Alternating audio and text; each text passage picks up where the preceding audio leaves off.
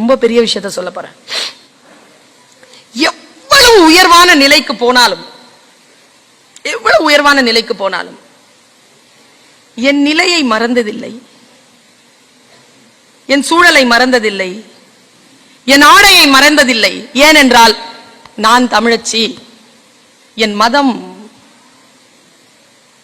வேறு, உங்கள் மதம் வேறாக இருக்கலாம், ஆனால் நீயும் நானும் தமிழ், தமிழ் பேசுகிறோம், தமிழ் மரபோடு இருக்கிறோம்.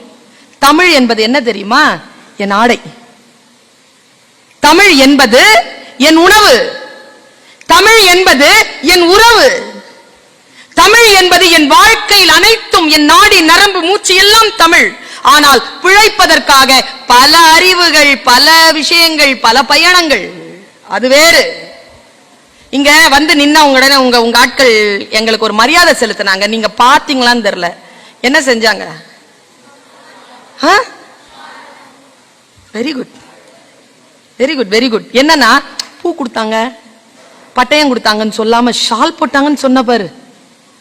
அதுல ஒரு சின்ன விஷயத்த மட்டும், அந்த முடிச்ச மட்டும் அப்படி லூஸ் பண்ணிட்டு போறேன். முடிஞ்சா நீ அவிழ்த்துக்கொள் அல்லது நீ போட்டுக்கொள், அது உன்பாடு, எனக்கு என்ன. ஏன் வந்த உடனே பெரியவர்களுக்கு ஒரு பெரிய சால்வையை எடுத்து உடலை மறைத்தார்கள்? நல்லா தெரிஞ்சுக்கோ. என்ன தாற்பயம் தெரியுமா பிள்ளைகளா? மரியாதை என்பது உடலை மறைத்து வைத்திருத்தல். எப்போ நீ அதை திறந்து காட்டுறியோ அப்பவே மரியாதை போயிடுச்சுன்னு அர்த்தம். மூடி இருக்கிறது. ஆடை என்பது நம்முடைய அடையாளம். கிழிச்சி போட்டுக்கிறது இல்ல, கிழிச்சி உடலை காட்டுவது அல்ல. என்றால் பண்பாட்டில் இருந்து கீழே இறங்கி இருக்கிறோம் என்ற பொருள். ஒரு காலகட்டத்தில் பொம்பளை பிள்ளைங்களுக்கு நான் சொல்றேன், ஒரு காலகட்டத்தில் நாம பிளவுஸே போட முடியாது. பிளவுஸ் போட்டா மார்பு அறுத்துட்டாங்க திருவிதாங்கூர்ல. அப்ப நடந்த போர் தான் வைக்கம் போர். மேல்சிலை இயக்கத்தை நடத்தினார் தந்தை பெரியார். இது என் உடல், நான் மறைத்துக் கொள்வேன், காட்ட மாட்டேன் என்று சொல்லி. ஏனென்றால் நாம முழங்காலுக்கு கீழே சேலை கட்ட முடியாது, அடிச்சு துவைச்சிருவாங்க, ரத்தம் பார்க்க விட மாட்டாங்க. மேலாடை அணியவே கூடாது. தாய்மார்களும் பாட்டிமார்களும் இளம் பெண்களும் போட முடியாத பிளவுஸ். போட்டீங்கன்னா வரி கட்டணும், மார்பு வரின்னு பேருதுக்கு. லக்ஸுரி டாக்ஸ், ஜிஎஸ்டி மாதிரி வரும்.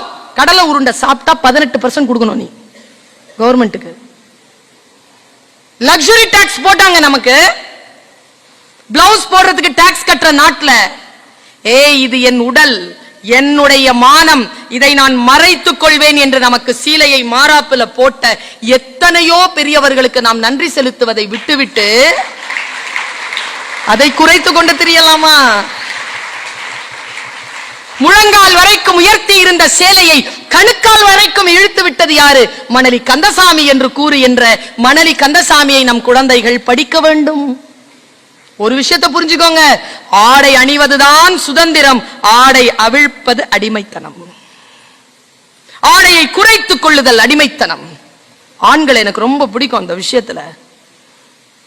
அவங்கள நீ ஆடையை குறைச்சிடலாம், அவங்களை சினிமாவில் நீ பார்க்க முடியாது.